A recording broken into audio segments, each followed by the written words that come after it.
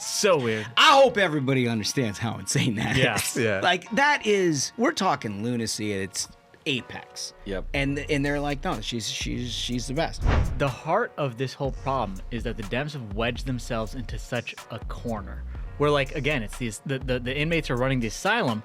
And they immediately transition into like nonsense that has nothing to do with representing people across this country. But it's even worse than you think, fellas. Every year, corporate insurers get richer, while Americans pay more and get less. Their greed has broken the system, even shutting down our government to protect their taxpayer-funded profits. And now, their schemes are finally being exposed. Big Insurance and their Democrat allies have rigged health insurance against hardworking families. Government bailouts, record profits, rising premiums. America can't afford to ignore it any longer. Conservatives must do more than hold the line. We must fix it. Paid for by American Resolve Action. Ladies and gentlemen, your attention, please. Keep the faith, hold the line, and own the libs. It's time for our main event. Fun Time Friday. Welcome back to the Ruthless Variety Program. I'm Josh Holmes, along with Comfortably Smug, Michael Duncan, and John Ashbrook, left to right across your radio dial. As always, it's been a banner week for the Democratic Party here in Washington, D.C. They got their asses rolled over in a 42-day shutdown. They couldn't explain, any two of them anyway, had the same straight story about how or why they did what they did. And they immediately transition into like nonsense that has nothing to do with representing people across this country. But it's even worse than you think, fellas. It's even worse.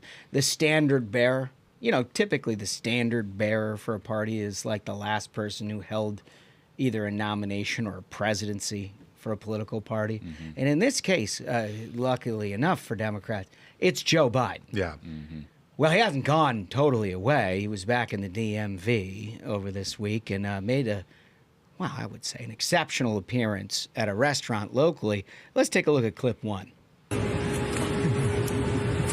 Oh, jeez. I miss you.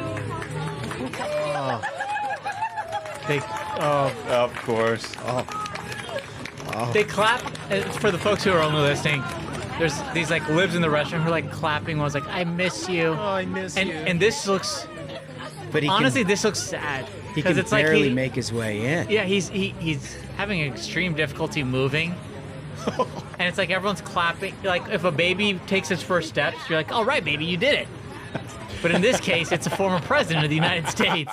And they're like, okay, he took 3 or 4 steps and he didn't fall. Everyone be polite. Let's clap for him. He's alive.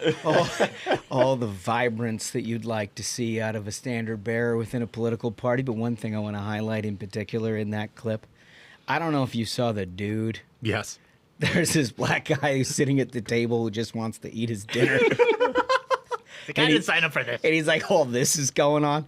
Can we play this like focus on clip 2 on this cat? Look at him, rolling eyes, head down. Oh man, I didn't see that. Look at that Dude, that's golden. That poor man is all of us. Yeah, he's all of us. I didn't sign up for this. I try to have a meal. It's like even if someone's having a birthday at a restaurant, mm-hmm. It's one thing if you're doing it to like haze your buddy of like, you know, he goes to the bathroom. Oh, by the way, it's his birthday today. Let's all embarrass him. You bring a cake. But if people are doing it thinking it's a nice thing to do and it disrupts the whole restaurant, it's like I was here for a meal. You know, I didn't sign up to be a part of this ridiculous bullshit. I don't need a conga line. And I just want my apps. That was that guy. He was like, I'm trying to have a meal, and now everyone's clapping because the dead guy isn't dead yet. You know? There it is. That's my reaction. Oh, jeez. I know. Well, I mean, look, I think we lead the show because it kind of perfectly encapsulates where the Democrats are right now. Tough. It's not good, folks. And like, look, it's been a rough few weeks for them. There's a civil war, as we covered yesterday, Mm-hmm. and it's only getting hotter. They're just trying to figure things out. Mm-hmm. And, you know, if you're a political party, you're like, okay, yeah. I mean, this is a tough time, but we'll kind of work through these things. If you're a Democrat, this has got to be what you're thinking. You're like, what do we got going on at the DNC? Like, surely people are preparing for an upcoming critical midterm, if Right. we're not going to get it jammed completely up our ass for 2 cycles in a row, like you need to rely on. We have these to build off that momentum of electing the Muslim socialist in New York. and Exactly. carry that right on into the midterms. Yeah, right. 2 pieces of Wonder Bread soaked in Chardonnay in Virginia and New Jersey, and a Islamic jihadist, socialist, Marxist in New York. Yeah. All this momentum. Yeah.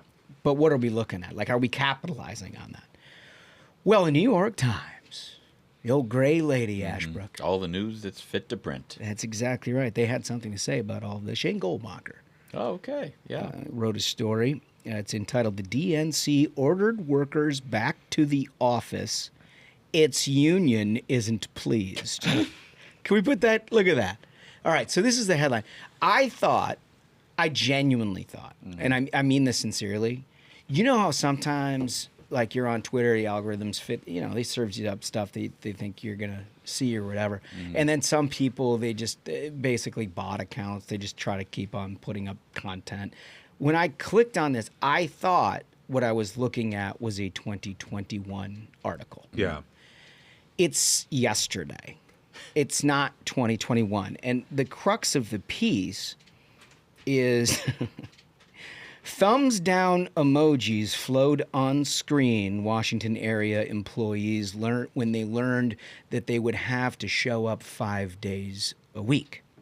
Their union called the move callous. Amazing. What we're talking about is the Democratic National Committee, which, unlike all of you who are listening to this, who have spent, I don't know, the better part of the last 4.5 years back at your job doing it, because we had a pandemic, and D.C., more than almost any other city not named Manhattan, closed everything down. But even then, you had people back at work within a year. Not the case for the Democratic Party. They have lived in a time capsule for 4.5 years where, this is the next paragraph, the pandemic is long over, but the fight inside the Democratic National Committee over a full-time return to its office has just begun. It's insanity. But can I back up before? I know you guys are going to have so many dunks. I just want to. They have a union. Yeah. Like they're longshoremen.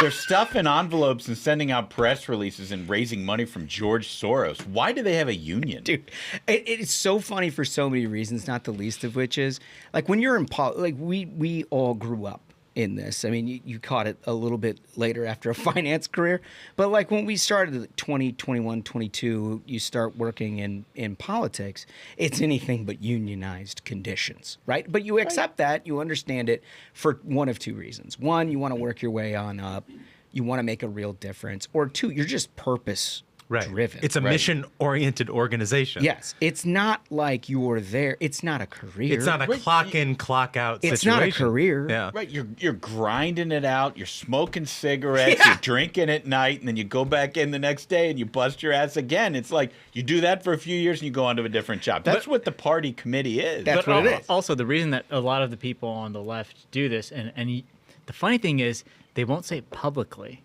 Privately, like if they were at the green room or something waiting to do their hit, Dems are like, I can't believe our campaigns and shit get unionized, because they know it's ridiculous, but they have to do it because culturally It's a LARP. It's a LARP. Yeah. It's a bunch of people who went to Ivy League schools, Yeah. and they're like, I'm with the working I'm class. working That's why I'm a class member now. of Communication Workers of America. Right. Get out of here. Right. Get out of here. You're not a longshoreman. Right. You've never lifted anything over 10 pounds in your life. You've never worked a hard day in your entire life. So you have to LARP as like, oh, yes, I'm here for the working class, even though daddy paid for me to go to Cornell, you know? Dude, it's so true. Like, your average committee staffer, they come in, first job, you're doing shit, and you're doing it 90 hours a week. You're busting your ass on both sides. Best you can hope for is to get absolutely hammered at happy hour and hook up with the staff assistant. Right. Like, that is what politics is, right? It is in the campaigns. It is at party committees. Over at the DNC, they act like you're a longshoreman. Right. Exactly what you said. Like, it doesn't matter if you're 22 or 28. Well, what does my union representative have to say about this? Right. What do we have to say back about in this? the office more than 2 days a week. I'm going to contact my union representative. Also, it's no excuse at this point if we can't beat these people like a drum everywhere. because of listen to what these people are doing. Years after many companies have ordered their employees back to work, DNC workers in the Washington area got the surprise news. Surprise. Oh, it's surprise! It's 2025, you fucks. They got the surprise news. Ken Martin, he's the chairman. The biggest shock to a Democrat is having to work, in general. Yeah, they're like, oh my god. They're like, wait a minute. I was told this wouldn't be happening. Second biggest shock, our chairman's a guy named Ken Martin we've never heard of. Yeah. The second biggest shock. Who's Ken Martin? Why is he telling me to come to work? Ken Martin? How dare he? Last time they punched the ticket, it was who was the guy from South Carolina or whatever, right? I don't know any of that. Jamie Harrison. Yeah, Jamie Harrison. Well, anyway, Ken Martin showed up and he announced at an all-staff meeting. That in and of itself, if you go through the thing, was a little bit of a That was an affront. concern. All-staff meeting? We have to go to a meeting. Yeah, oh my I'm God. a machinist, damn it. Yeah, so this is on Wednesday afternoon of this week. They would be expected to work in person at headquarters 5 days a week, beginning in February. Come on. Dude. 4 months from now. Now, 4 months. 4 months, you're going to have to get yourselves prepared. And immediately they're like, fuck you. No, we don't want any part of that. It's an election here. Mr. Martin explained that a full-time return to the office was necessary to ensure that information wasn't being siloed and that staff members would not miss out on time-sensitive decisions that had to be made quickly in person ahead of a highly contested election, right? If you run a 6-person auto parts company, you know why it's important to have all 6 in the office, right? Someone's shipping stuff, someone's fixing stuff, someone's putting, you got to have those conversations on a day-to-day. It has eluded Democrats. They're like, holy cats, we're 5 years removed from COVID, and these people are like, I gotta go to work? I gotta go to work? Well, the complaints began almost immediately. Both in the room, this is my favorite This is part, my favorite, too. Here it comes. and on Zoom. Yeah. So, not everybody was... No, that's the best No. part. We had a mandatory all-person, all-staff meeting. As a Zoom is available. That's so funny. So shout out to everyone working at the DNC who's like, I can't make it. I'm just going to stream the meeting. Yeah. The comments Amazing. were streamed to those working remotely. People who participated in the call described a flurry of thumbs down emojis and other online expressions of discontent. Yeah. Well, what I love about that is it's just like what we've witnessed in the media industry, right? It's like the inmates are running the asylum. The Slack channel determines policy for an organization. Yep. We've seen how that's destroyed media in this country, and now we're seeing it destroy the Democratic Party, which I would mind. Let's not lose sight of the fact they lost everything last year. Like, they ate shit. They lost the presidency. They lost the Senate. They lost the House. And the DNC is obviously a major cog in the wheel of that entire thing. And none of those people are like, man, maybe he has a point. Like, maybe we could do better if we change this policy. Michael, what you just said convinced me. I'm with these kids. Yes. They shouldn't have to go in. They should stay in the Hamptons. They should stay in Park Slope. They should work from whatever house their parents bought for them. It's your birthright. For 1 hour a day.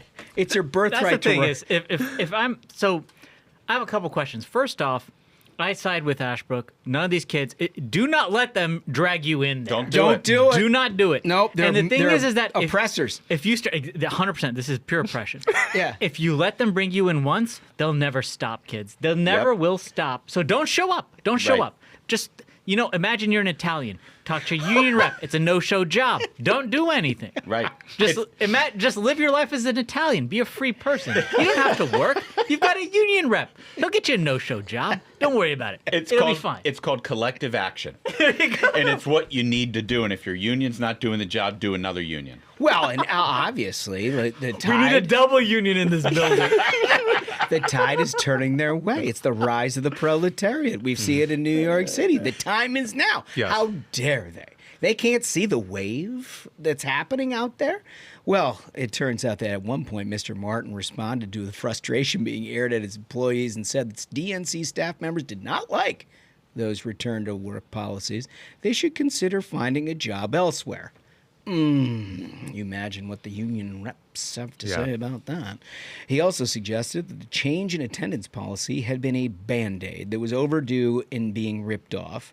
Two of the people said many DNC officials are currently expected to work at least 3 days a week. At least 3. So the leadership of the union got to show up on all of this, right? I mean, you have a union. They've elected, and presumably they pay these people to be representatives of the interests of the 23-year-old staff assistant at the fucking Democratic National Committee. Pause for 1 second. They spent $2 billion on Kamala Harris's campaign and lost, right? And they're still covering debt. And this operation has not only not leaned itself down, but it has remote employees. That's what I'm saying. They're still paying Kamala's attorneys. These kids aren't getting shit. You should think of that like they're telling you are shit. Hit the bricks, pal. Get out of there. They're not treating you the way you deserve to be treated. 100%. You know what? We should find that. You know in D.C. that giant inflatable rat. Dude, We should get Put the that in front of the giant DNC. in front of the DNC, and we should start a picket line should for these picket. kids. Dude, none of those kids should cross the picket line. Don't go in that building. And then we should scab. We should go in undercover.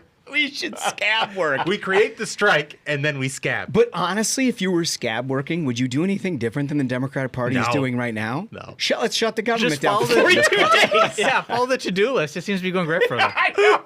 No, I mean, to be honest with you, if you were given the opportunity to be a scab at Democrat National Committee headquarters, They're like, okay, here's what we're going to do. We're going to come in. We're going to have a shutdown. We're going to blame President Trump for it. And then we're going to get mad at all the Democrats who agree to reopen it. Like, we don't know who's to blame for anything.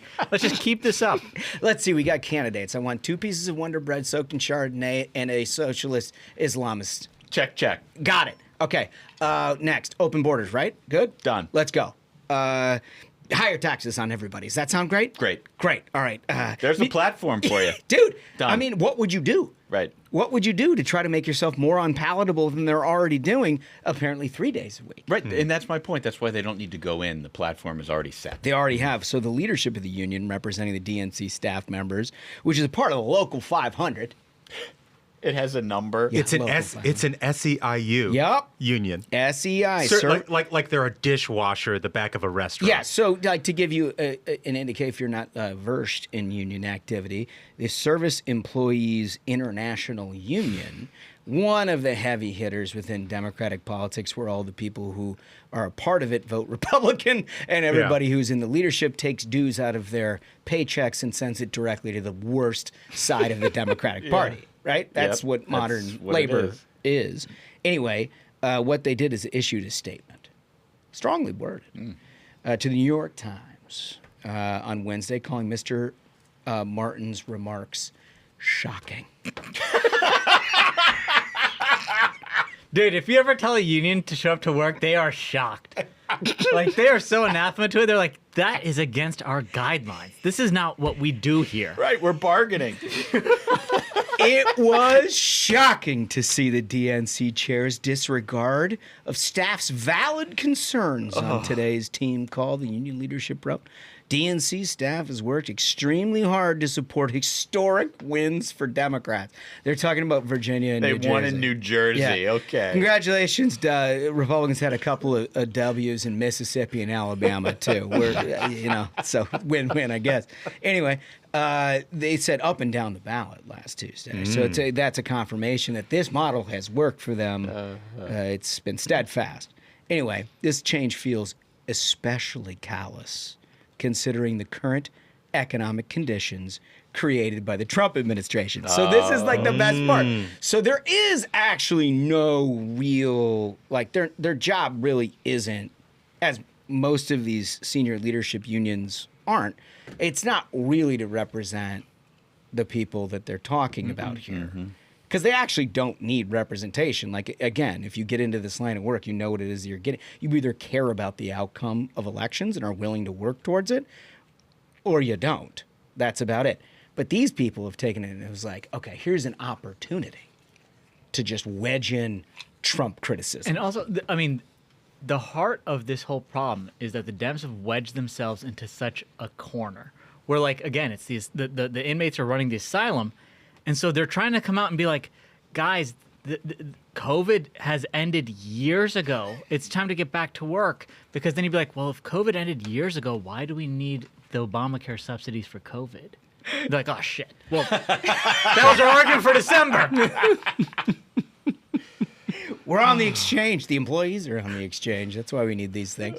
But imagine just telling it your major donor, your average major donor of Democratic politics. It's like, okay, look, we need to spend hundreds of thousands of dollars because it's vitally important that we defeat Donald Trump in these midterm elections. And they're like, okay, just tell me a little bit about like what it is that you guys are doing. They're like, well, we have staff there at least once a week. We need 75,000 pro Zoom memberships because our remote staff refuses to work in the office. And the donor's like, you're fucking kidding me, dude.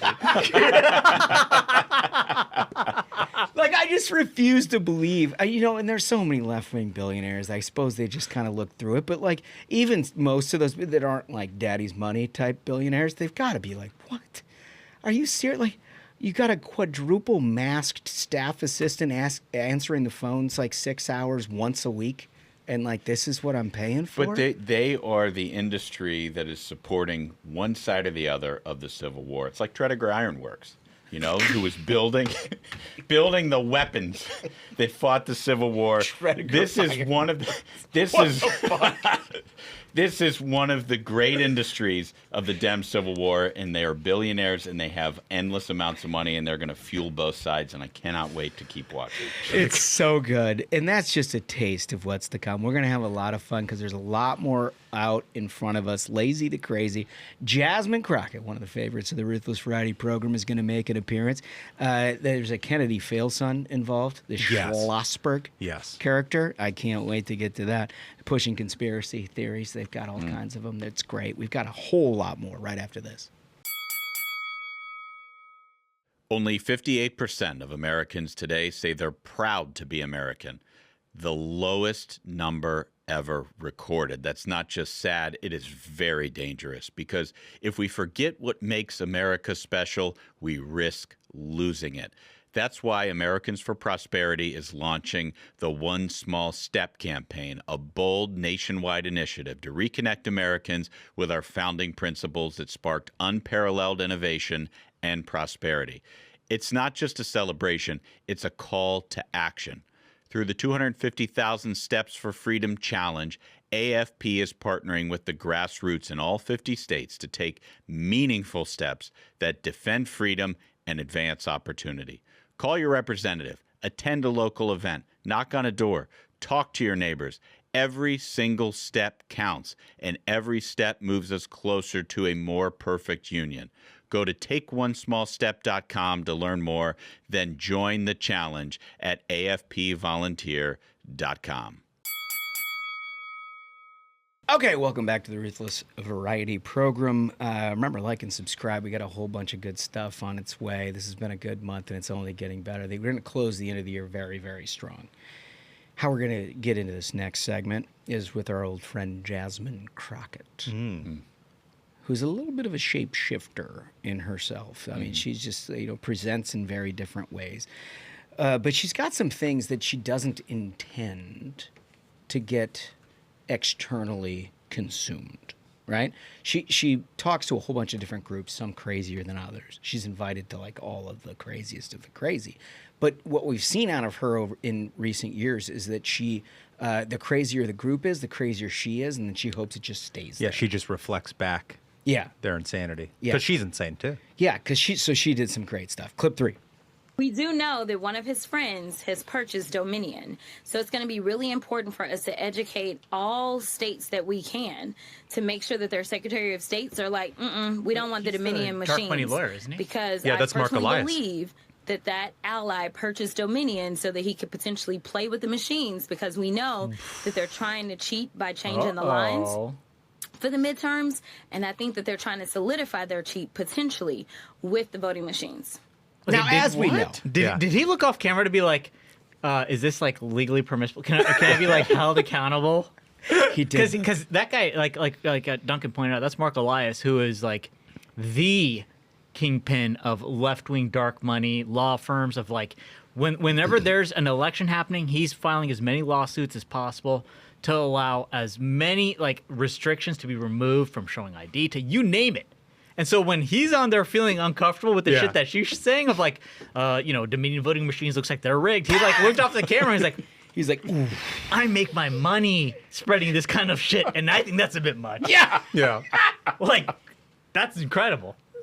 I look forward to the litigation. Yeah, that's right. Well, not to mention he spent the entire 2020 election in litigation talking about like conspiracy theories about voting machines are crazy. Yeah, and then he's got her on. And he's got her on, Yeah. and she's doing the exact same thing. Also, can you just imagine how boring Mark Elias's podcast must be? Can you imagine? Like, this is a real highlight. You got Jasmine Crockett. She's going to say some crazy shit.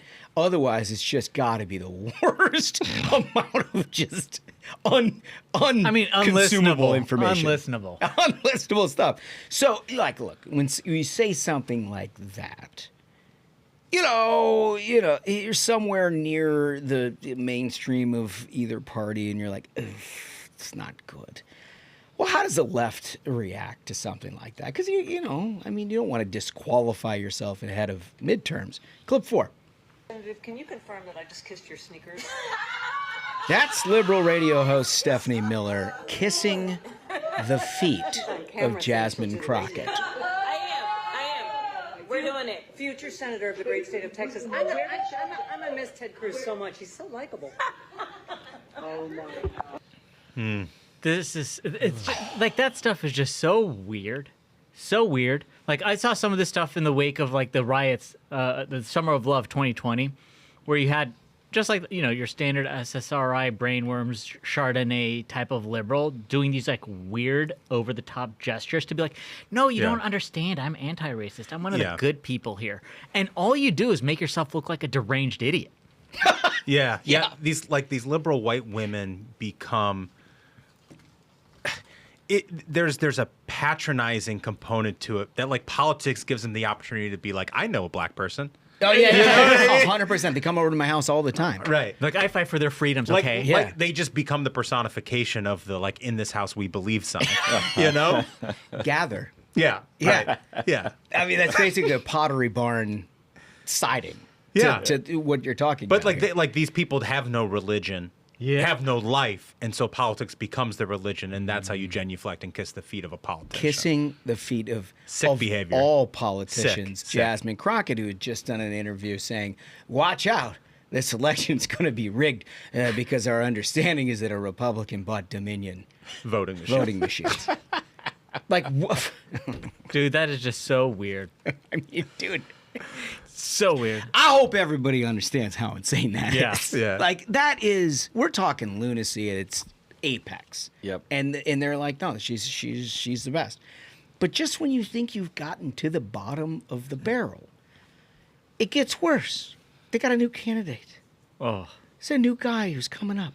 He's a Kennedy. And, like, RFK's made it a little more complicated than it used to be in recent years for Hey, us. I have to say it myself, not all Kennedys. Yeah.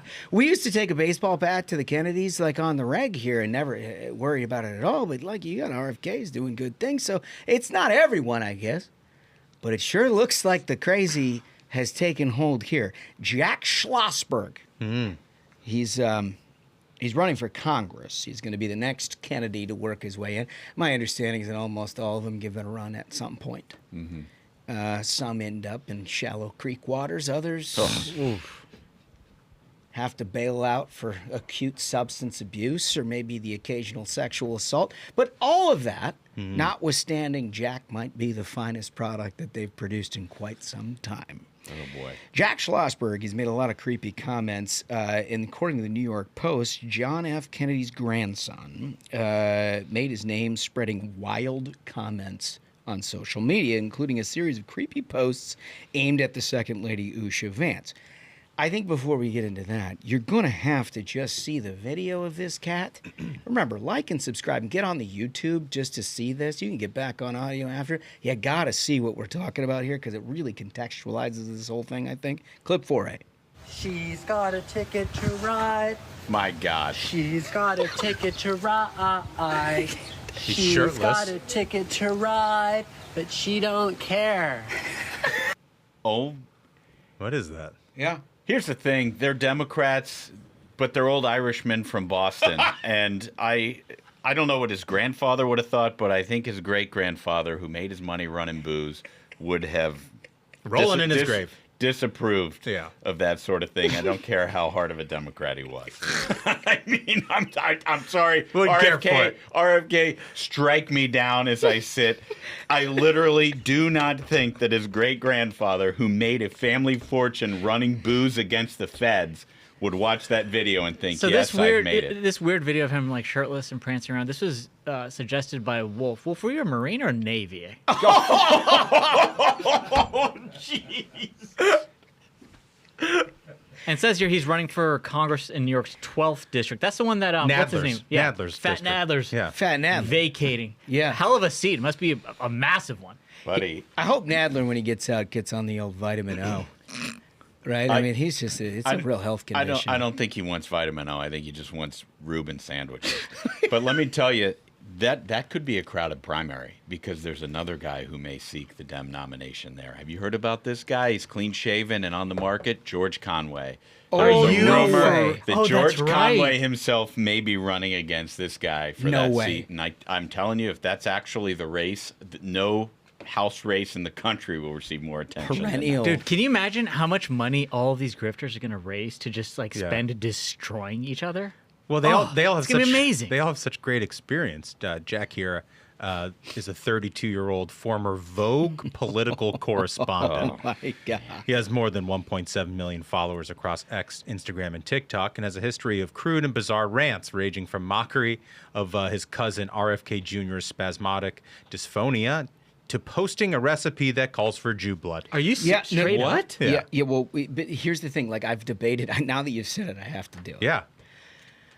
Like, it's not thinly veiled anti-Semitism. It's just straight up anti-Semitism, which apparently is very In vogue. in vogue. so that's the thing that they do over there. He's got a very unhealthy obsession with the second lady, which honestly kind of seems like a Secret Service risk case in some of the stuff that he so said. not It's only weird. that, it gets extremely weird because he's like, this is a quote from him: "True or false? Usha Vance is way hotter than Jackie O," and then people are responding to him. Gotta be honest, man. I think most people don't do hotness rankers involving their grandma. Like, this guy's got a lot of problems. You got issues. Dude. But like, I guess that makes you exactly what they're looking for in a Dem primary. Like, if you have severe mental problems, your Dem party is right your place. That's where you want to be. I think what you've just done is put your finger on the reason why the DNC staffers do not want to show up to work. Imagine the dude. They're like, you've got to be kidding me. This guy? We got to stick up for this guy who's calling his grandma hot?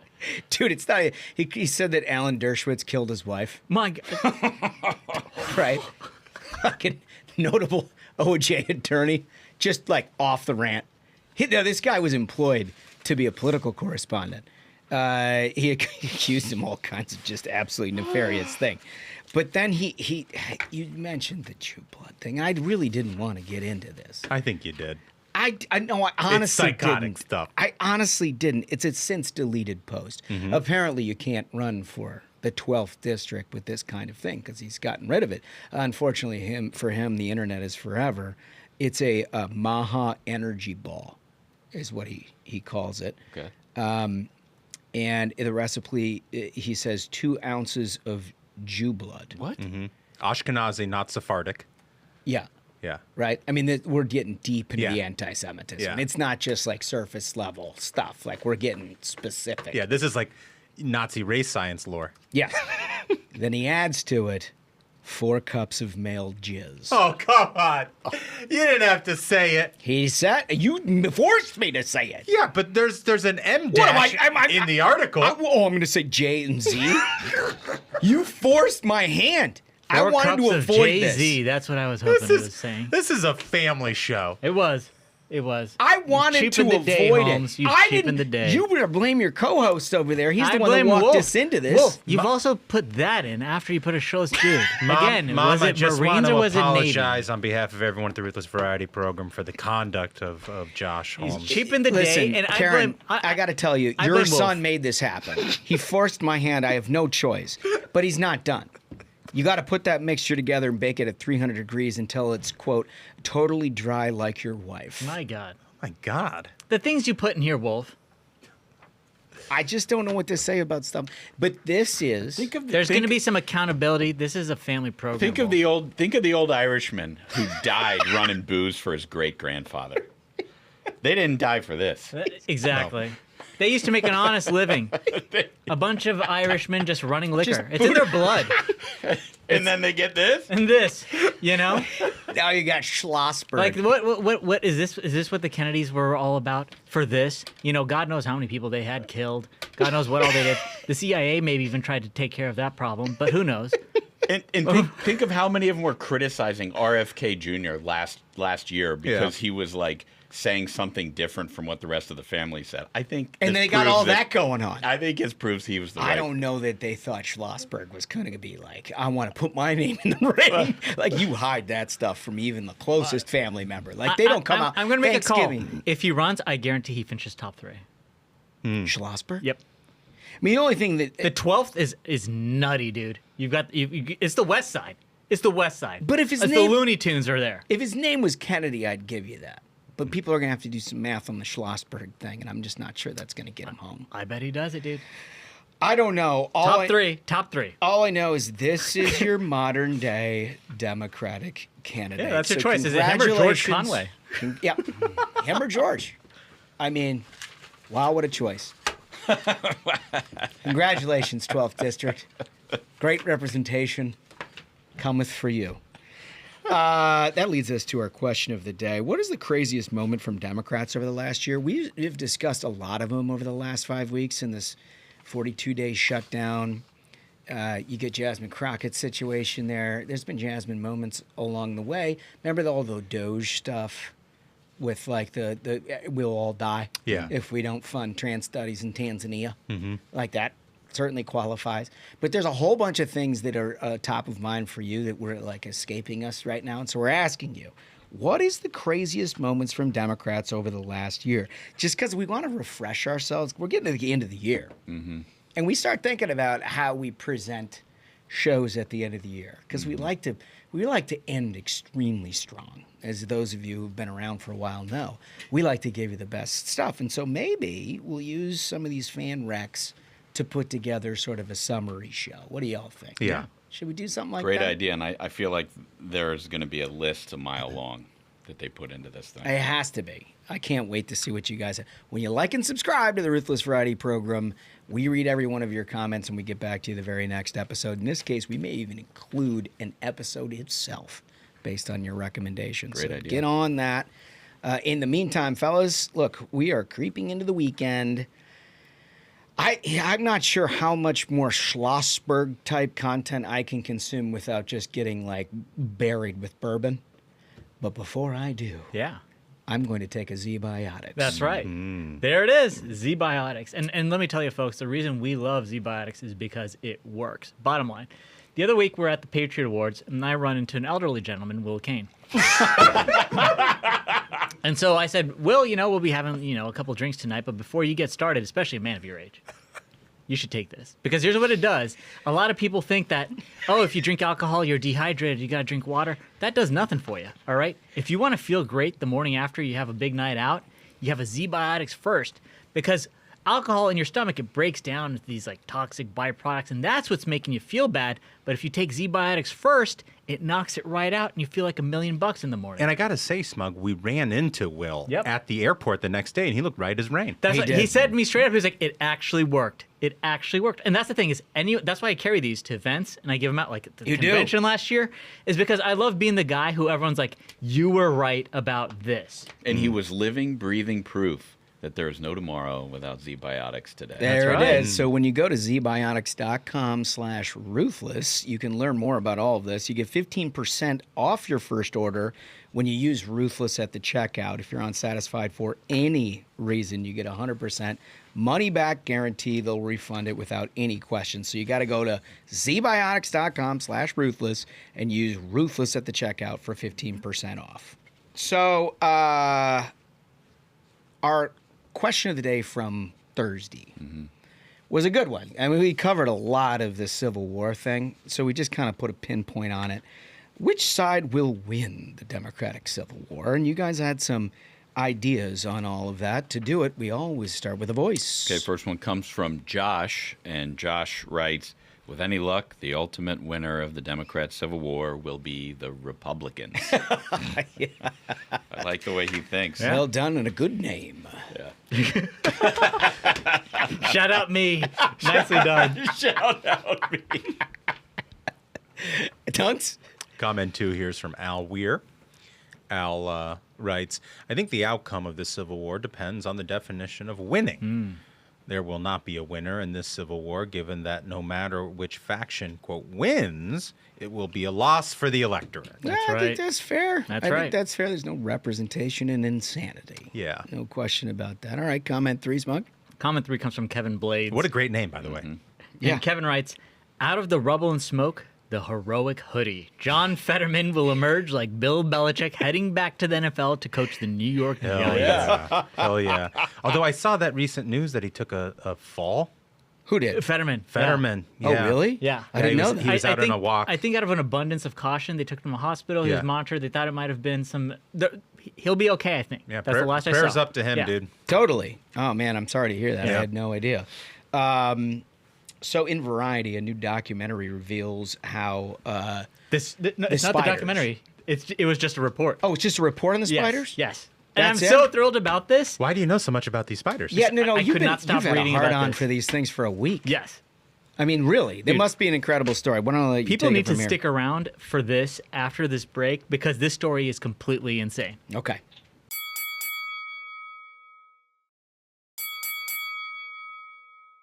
Okay, so Variety always takes different shapes and sizes. In this case, Smug, you've been hung on these spiders. I failed to see the genius behind it initially. I think you've kind of gotten me there, but give us a story of what's happening here. So this is the most horrifying and crazy thing that I've seen in some time. This was from the New York Times, which specializes in reporting on horrific things. The title is Stinking, Spongy, Dark, Huge, a spiderweb unlike any seen before. Can we run the B-roll as I read about this? So, What? So what you're seeing, that's not like the surface of Mars. That is one dense super web. We're talking about hundreds of thousands of Wait, spiders. I'm not looking at like a No, rock wall. it's That's not, a do you web? see it? Oh That's my all web. gosh. Do you see how dense it's become? that's it's like tough. It's like a cake of web. And so there's hundreds and thousands of these caves of these spiders in a Balkans cave. And there's two types of spiders. They were typically enemies where they would fight and kill each other, but they've united and they've built this hell web. Oh, no. In this dark cave. It stretches for about 1,100 square feet, about the size of a small home, in a low and narrow passage in a cave spanning the border between Albania and Greece. What scientists recently found in a sulfur cave, a network of rooms and passages carved from limestone, surprised them even more than the size of the web. Inside the spider metropolis, over 100,000 spiders, two species that were known to try to kill each other, are now on the same team. They're working together. What they do is they've built this hell web, right? And they will kill animals, they'll bring them up, and they'll all work and they'll rip it to shreds. The spiders? The spiders will, because there's hundreds of thousands of them. So they could capture an animal, and they all just bite it and bite it and bite it and kill it instantly, and then they rip it to shreds and they bring it up to this web network, right? And here's the thing is, they're happy here in this hell cave. So far, they're happy here. If some dumb deer or someone wanders by the cave, they all just like pounce, rip it to pieces, bring it up to the web. They just have more eggs and babies, and they feed them all, and they just populate, and there's more and more of this, right? Well, but they are staying in the cave for now. Okay, well, what happens if they get out? I've got a suggestion. Okay, I think burn the fucking cave. Well, no, right? I think they have to be satiated. I don't want to burn the cave because I think we're missing we're missing a great opportunity here. It's in the Balkans. It's in a nondescript area in the Balkans. This could be a great CIA black site. Wait, are you suggesting that we send more money to the Ukrainians so they can take it out? I'm suggesting next time we extraordinarily rendition some terrorists, send them here. The spider cave. The spider cave. My thinking was that, like, they can't escape though. This could be where we set up like a deportation site. You know, like that's nice. Like Ghana, you don't know what happens. There might be some like left-wing NGO that'll fetch them from Ghana and bring them right back. I don't think anything comes back from this cave. I think the spider cave is like the answer to a lot of problems. You don't want to go there, and we can't let the spiders out, but it could solve problems. I mean, we could repurpose some USAID funds. I think so. You know, like it used to be trans studies in Tanzania or like monkeys fucking or something like that. Like now it's you have to go live with the spiders and just see if you make it. We'll just see if you make it with the spiders. Can we run the video again to show people this is not normal. This web.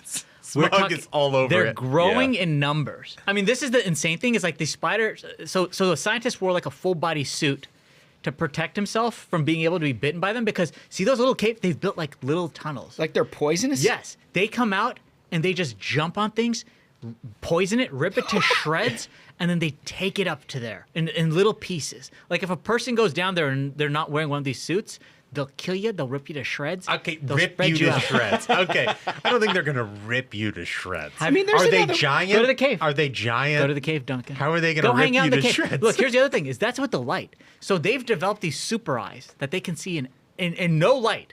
These spiders. Wow. This is complete pitch black. So like these animals, they'll wander in here and they won't realize. They're like, maybe what's with this? What's with the sponge? Can I give an alternative take? Oh, okay. Yeah. Well, it says here, the study showed that the spiders inside the cave had genetic differences from their relatives outside. Interesting. Suggesting that the residents of the spider metropolis had adapted to their environment to build a singular community. It sounds like an assimilation. Oh. Maybe a national compact that these spiders have come to. Maybe it's...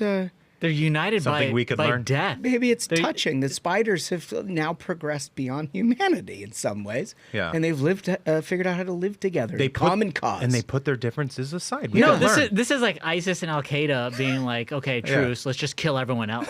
This is a horrible thing. I think the answer is napalm it. There's like the idea of scientists to be like, let's go down there and study is the wrong idea.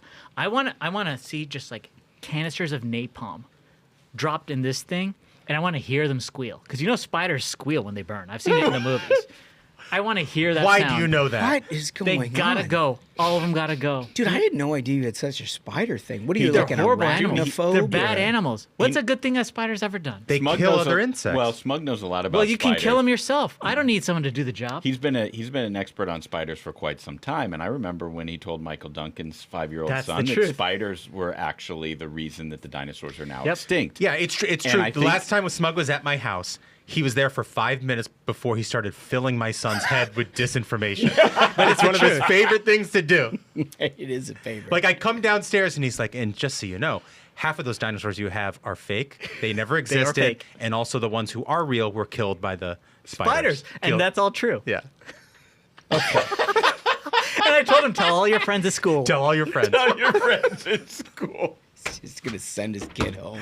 I can't wait. Oh, jeez. Can't wait Okay. till I can return the favor. Well, look, we got a good interview for you today. Katie Miller, you will know and recognize her. She hosts the Katie Miller podcast, an up-and-coming operation. She's also the wife of Stephen Miller, who you know and love from Fox News and the Trump administration. A lot going on. We get into her life, a conversation. It's terrific. Check it out. I want to welcome to the program a very good friend, an old friend. I feel like I've known you forever. Katie Miller, how are you?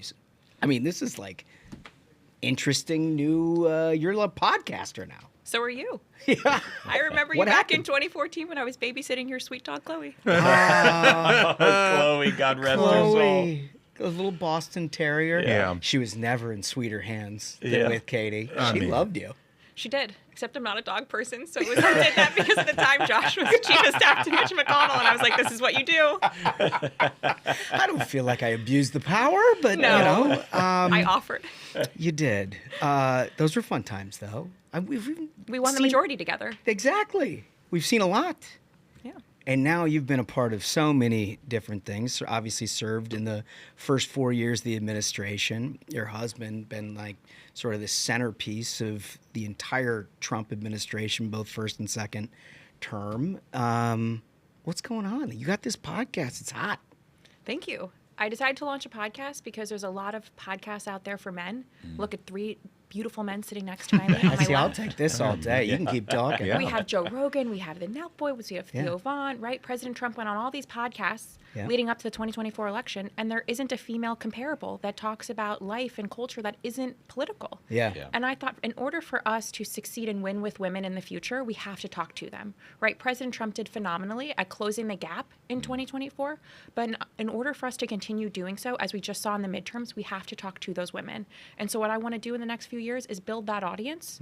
So when we have the next election, 2028, there is that space for us to reach that targeted demographic. You know, it's so funny you say that because I hear this from my wife over and over again. She's like, I love your show, but it's like a lot of bros. She's Yeah. like, the girls need something too. And so what you're talking about, I feel like the market is right there ready for And it. something that's not like explicit sex talk, call her daddy or something. Actually, right. you can get information and hear interesting conversations. She has a lot of people on that talk about here's why I'm waiting to have kids or here's why I don't need a man. And like, I'm here to say kids make you better. Yeah. Your husband also makes you better. Yeah. I can tell you this, he's my #1 supporter. There's not many things in life I feel like I don't call him for or get his advice on or wake him up in the middle of the night in Japan. Yeah. To say, hello, I need your advice. He's like, Katie, He's I'm like, sleeping. what are you doing? He's like, did you need to call both my phones? You're like, hi, how are you? It's me. What flavor of coffee should I buy? I'm not sure my wife would confess to making her better, but I get the sentiment. I get the sentiment. So, look, a lot has gone on. You've been in, not all your own sort of making, but in the center of a public eye a lot. And one thing I wanted to talk about, you had to move. You lived in Northern Virginia, a beautiful house, your beautiful family, incredible people, like the kind of people you would want to move next to, one of the Millers, take care of stuff, take care of their neighborhood and things like that. But you move to a neighborhood that immediately, people are like showing up doing chalk drawings on your sidewalk, basically trying to run you out of there, became unsafe. And this is what we're seeing from the modern left. You've done nothing to any of these people, and yet here you are. No, I would also say we were great neighbors. We improved the value of our neighborhood, right? Like I made sure to keep up my grass and put new plantings in. And we passed out banana bread at the holidays and for Thanksgiving. And my kids would go around pass out cookies and things like that, right? That make you a good neighbor. But unfortunately, it's become pervasive in our societies that people can't look past politics and all they do is they see red. And what really became apparent to us, and it was probably prior to what happened with the chalking, was that there were people who drove by my home. There were people who sent us death threats, who knew where we lived. And it was no longer safe for our children to play in our front yard And or that's our the thing, backyard. right? It's like one thing when you and Steven are dealing with this. Sure. But you got kids in the middle of it. And as any parent knows who's listening to this, immediately you put this in a different category. Absolutely. And I think if Stephen and I were just the two of us ourselves, we would have stayed and not moved. But unfortunately, what happens when you have little kids who are impossible to get in and out of car seats, right? How many parents can relate to a kid throwing a tantrum? Totally. How many parents can relate to their kids chalking or learning to ride a bike? And that takes a while, and your heads are not on a swivel looking around for who's coming fast with a high-powered weapon. And that's the society in which we're living in, is that at 9:30 the day after Charlie Kirk was murdered, we had someone who came outside who had taunted me and passed out flyers to our neighbors with wanted signs that said, here's your neighbor, Stephen Miller, here's where his home address is, here's all these apparent crimes he's committed. And it leads you to only one conclusion when you're doing that 9:30 a.m. the day after Charlie was murdered. This was happening prior to that. They passed him out at the metro. They put him up at multiple of my children's parks on purpose. And so if their intention isn't to intimidate, harass, and scare, I don't know what it is. Right. Because no sane person, no parent, no mother will ever do that to another family. I know you guys, and we all live and breathe politics, would never dream Never even of doing think about something to somebody else. No. And I think some of the most supportive people, and I will say this, is both on the left and the right, who understand, who are public servants themselves, who understand this crosses the line and leave us alone in public. And that's all we ask, is the ability to take our kids somewhere safely. Yeah. Yeah, unfortunately, this is the modern left. It This is, what we're and dealing it's with. it's just I don't even understand what gets somebody to that headspace, but somehow the left in this country cannot just live with people who think differently than them, and that's what makes America so great, is that everybody's got a different take on everything. And I will never understand the left for like doing what you just described they're doing to your family and have done to your family. Like, under what circumstances would anybody who you've ever come into contact with socially in your life, not everybody's a Republican, a lot of Democrats, but like, I can't even imagine. I can't even imagine why somebody would do something like that. I mean, you look at Jimmy Kimmel's wife, right? Who has to cut ties with family members because they voted for Donald J. Trump. Yeah. Right. That's insane. Like, I don't know how I've gotten to a place in our country where you can't just be friends with somebody without... You can disagree with people, by the way, in a civil manner. There are people, and I think this is the case for people who live in D.C., who live and breathe politics. Like, some of my friends are Democrats. I'm sure some of your friends are Democrats. People who live here can see past it. People who are on the periphery can't. And I think it's really gross that I think that the violence in our country as it relates to politics only gets worse. I know our death threats, I get at least a very serious one each and every day that's directed at me and my children. They come through my website, they come through Instagram, they come through straight text messages. They find me, they find my husband in terms of very specific threats. These are not just saying, oh, I wish you were dead. These are saying, here's how I will do it. Here's where you should look around your back. They cite my home address. They cite things that are very specific to our time and location. Jeez. And so it's definitely reshaped how you think about the events you do with your children, Totally. how you take your children places. Again, I'm willing to take on a lot more risk by myself, and so is my husband. But when your little kids are involved, by the way, who don't walk well, who trip over themselves, and you're focused on making sure that they don't fall down the stairs, your head's not on a swivel looking for who has a weapon near you. Yeah. Yeah. Well, and I imagine a huge part of that, too, is just trying as best you can to give them a normal childhood. Yeah. Right? I mean, that's like the thing. As a mom and a dad, you look at all of it, and you're like, I got all this going on, but how do I just make sure that I'm doing all of the things and they're getting all the experiences that I had as a kid or that, their peers are having? It's very different. I mean, right now my kids are homeschooled. We don't go anywhere on a specific routine or specific schedule on purpose. I know it's been reported that we moved to a military base. My kids, we moved a few times before we settled there. And, as any little kids, they're like, why are we moving? We never fully explained it. Why would you explain it? The only thing, and I feel bad that I'm sure I was in a phone call and slipped up. My 4-year-old turned to me when I said, I'm going to go back to the old house and pick up some clothes. She goes, Mommy, you can't go back there. It's not safe. And who wants a 4-year-old to say that to them? No, it's heartbreaking. Right? And so at the military base now, the kids are so happy. They can run free.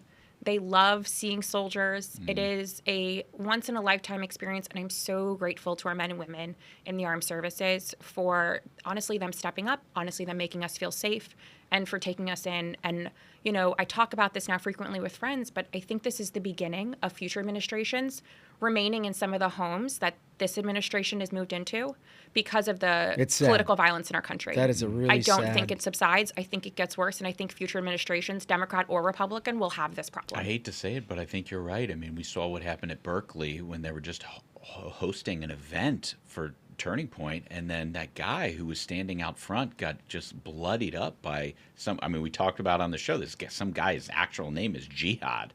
You know what I mean? Right. Like, it's unclear what he was up to. Yeah, we may never know his true intentions. It was mostly peaceful protests. That's exactly right. But I think you're right. I think it just seems like the left is just going further and further down a very dark place, and I don't see how they pull it back. Which is it's interesting. I mean, look, when we started working in this line of work, was basically a company town. It's like 1950s Detroit. You either work for Ford or Chevy, GMC. Like, people understood you're on different teams, you're doing different stuff, but like y'all kind of figured it out. Everyone got drunk together. Right. Now we're not doing that. No. We're all drinking like lemon hot tea these days. Oh, man, don't get me started. But, I mean, it is a thing. And now that your family has had to experience that, I can only imagine the internal, there are very bad people.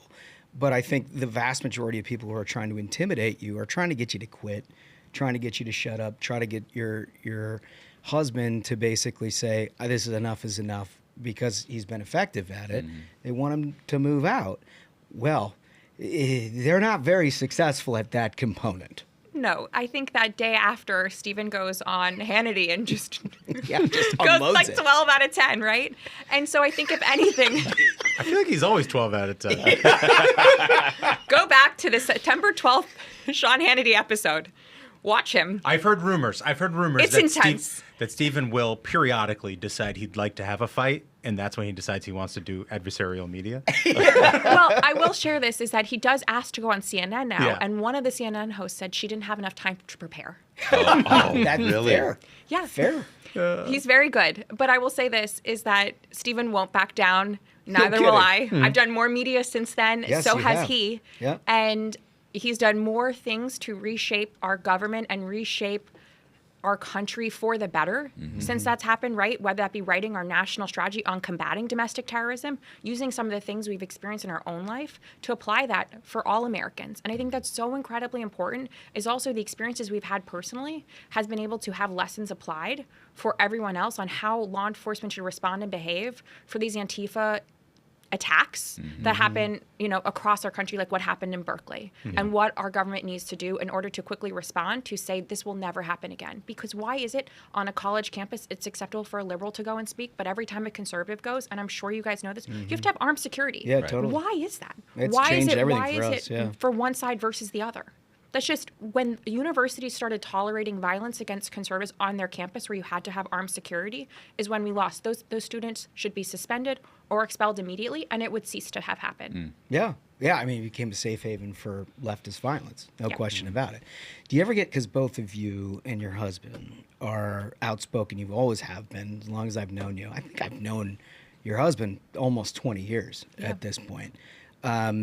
But you're more outspoken now than ever. We know everything you're up to. Do you ever get to the point where the two of you are like, hey, like maybe it was a touch more than you needed to do?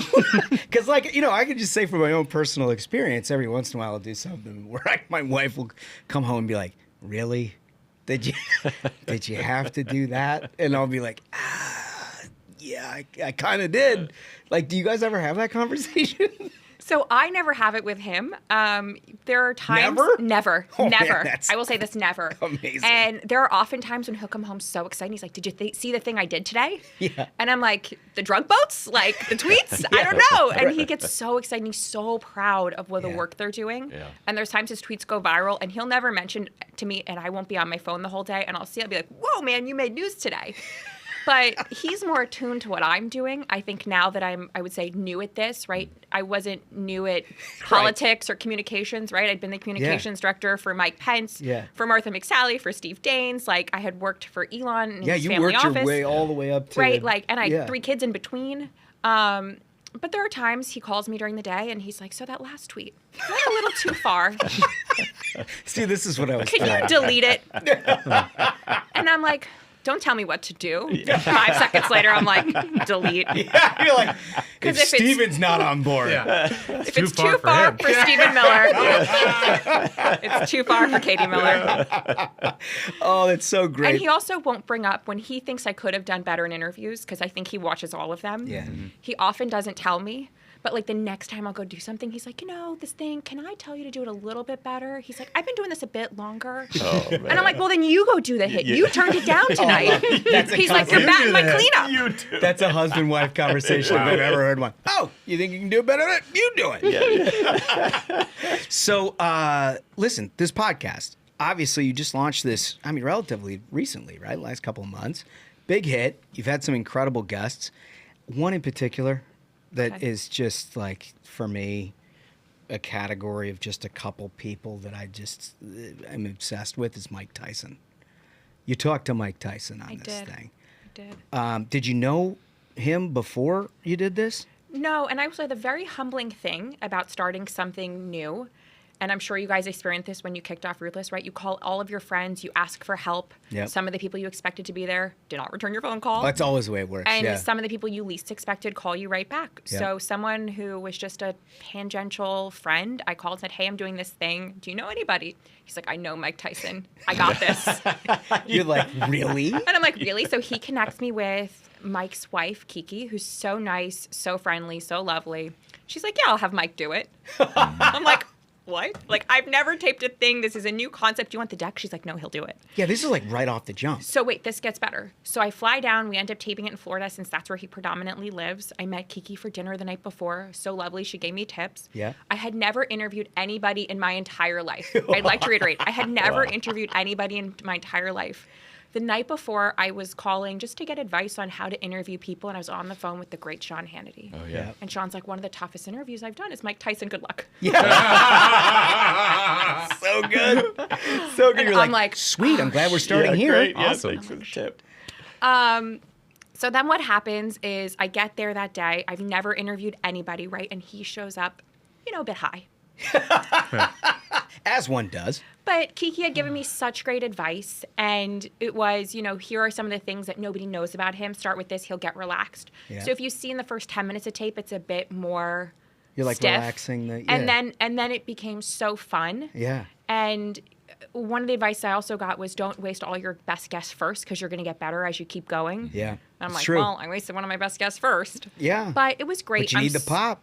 But I needed to pop. Yep. I'd started with JD and Mike Tyson. Yeah. I mean, wasn't a bad run, right? Totally. start, yeah. No. Wasn't a bad run. No, it was awesome, and that was a great interview. But what I found so interesting about it, you never see the champ just sort of lounging around with some gal, talking, just opening up, and that was like an interesting viewer experience. Yeah, the goal here is to talk to people whom we know and respect or love from public settings and get them to really have these discussions about what they're like in private. Who does their wife know them to be, or their husband, their kids, their friends, their family? Because it's often the time, and I know you guys know famous people, whether that be politicians or celebrities, and they're so much more normal than people think. And what I wanted to do is say that for moms out there, right, we all have the same struggles with bedtime, bath time, dinner time, feeding, like naps, go down the list, right? No matter your income level, no matter what job you have, it is so similar across income levels and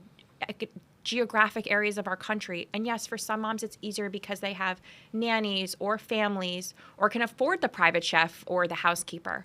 But predominantly, mothers truly and fathers care about their children. And so this is meant to be something to them that shares that if we tell more women that you can succeed in the workplace and have kids at a young age, maybe more women will be keen to do that. Because I know for me, I didn't have kids the youngest. I didn't have kids the oldest. Stephen was definitely much older. Well, yeah, we won't let him know. We'll just let Nobody's him know. listening. Yeah. But like Adina Friedman, who I had on the podcast, she had kids at like 23 and 24 at the Yeah. beginning of her career at NASDAQ, and she's now the CEO. Right. And if we told more women it's possible, if we told more women that Jennifer Stallone, Sylvester Stallone's wife, also had those struggles where she didn't have a nanny, and she could have, and she raised now 3 beautiful, adjusted, respectful children, then you can do it too. Yeah. No, I think it's a really good point. It's definitely a service, and I know a lot of women are looking forward to each and every episode that you put out. I assume you can get this anywhere? Anywhere. YouTube, Spotify, Rumble, X, Yep. Love X. Anywhere you get a podcast. Anywhere you get a podcast. That's awesome. You having fun?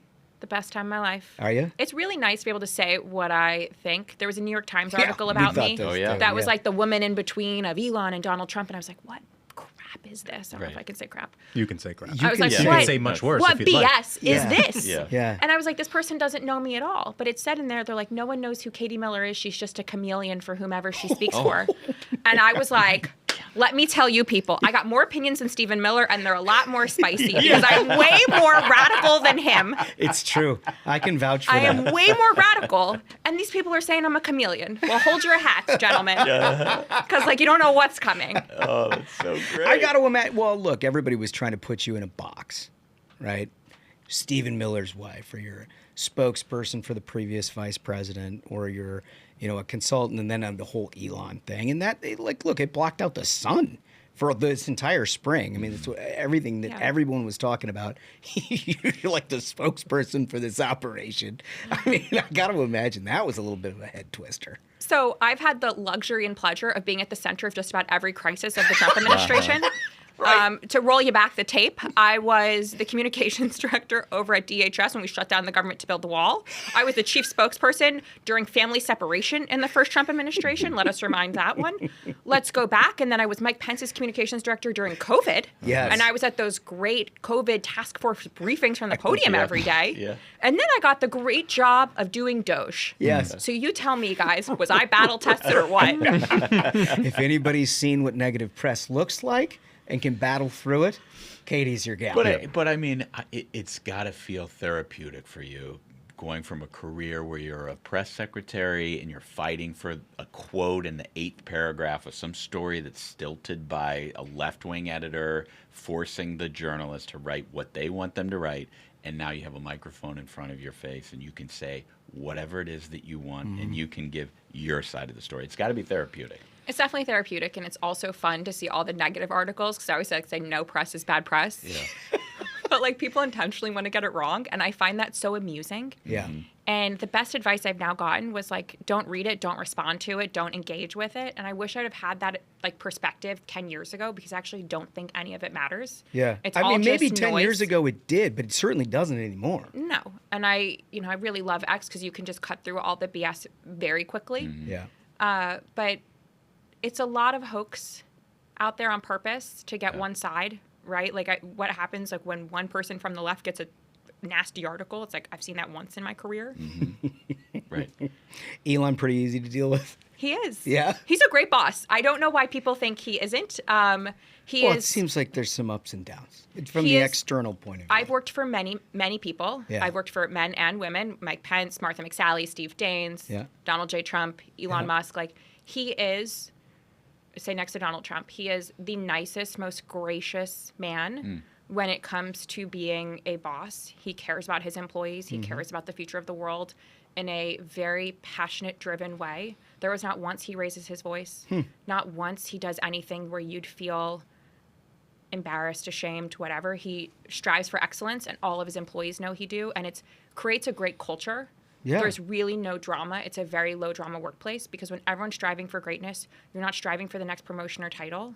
Yeah. I mean, I find is- that fascinating, right? Because where most of us know Elon, both in his public persona, but then so much of it driven by his X account, right? And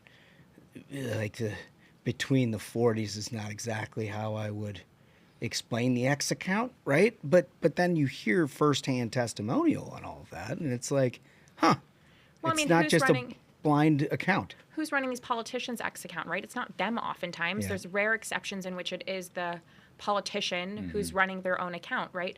And so what I wish more people would do is tweet what they're thinking, say what they're thinking, because you get into a lot more insight into who that person is and what they think about in a day and what they care about in a day. Yeah. And you would want a CEO to be as engaged as you see him on his own platform. Yeah. Right? Yeah. There are so many other platforms where you find that the boss doesn't know exactly how the inner workings work. He does. And to me, what's so great about it is it removes that layer that we were just talking about with the media, where they intentionally spin and you hear it from that individual. Oftentimes you don't from the politician accounts, Yeah. right? It's a staffer who's tweeting and who's doing that for clicks or for news. And to that point is how many politicians are trying to get booked and bookers don't want to take them because their boss doesn't say anything interesting. If people said more of what was actually on their mind, Right. people would do well and much better in our country. Yeah. They're not doing that. They're Probably shielding better themselves. for discourse overall. Exactly. Yeah. Well, listen, you're doing plenty for discourse. Thank you very Both much. you and Stephen are doing a lot of discourse. We do a lot of discourse publicly. We appreciate it more than you know. Katie Miller, you can check her podcast out, the Katie Miller Podcast, anywhere you can get a podcast and on YouTube. Thank you so much for joining. You're welcome back anytime. Thanks, guys. Yeah, you Fun got times it. had by all. Absolutely. I mean, what a great conversation, and so good to see her again. And obviously, she's doing great things with this podcast and everything else she's been up to. And hope to have her back soon. Yeah. Yeah, totally. It's been a crazy week this week. I mean, really, it's been nuts. I had Martina Navratilova show up in my Menchie's this week. Absolutely wild. I mean, like, one of the all-time greats. Tis this season, right? Yeah. Turns out she's a psycho lib. It's like I said, it's the I most would never treacherous know. time of the year. It's the most treacherous time of the year, folks. She asked me why I was protecting my pedophile president. I was like, is there no more litigation involved? Like, how do you say something like that and not fear? Like, she's got shit to lose. Yeah. Yeah, it's wild. I mean, I get, maybe It's running hot around maybe she's here. not playing much tennis. I think everybody's getting fighting shape for family Thanksgiving. Oh, You know? Point. yeah. That's what it is. We're going to give you Yeah. our very best on all of that before Thanksgiving. So remember our question of the day. When you like and subscribe to the Ruthless Variety program, we read all of them. Get back to the very next episode. This question is, what's the craziest moment from Democrats over the last year? We're going to use that. We're going to put together a special package at the end of the year based on your responses. So think about it. And if one pops into mind that we haven't thought about, boy, oh boy, you might be in luck, and we'll credit you while we do. So like and subscribe. Get that done. Check out a little merch while you're there. With that, fellas, I think we did it. I think so. So banger of an episode. Gentlemen, thank you so much, Katie Miller, and thank you to listeners. Like Holmes said, if you have not yet, go to the YouTube, hit that subscribe because it's more fun in video. So until next time, minions, keep the faith, hold the line, and own the libs. We'll see you on Tuesday. Stay ruthless.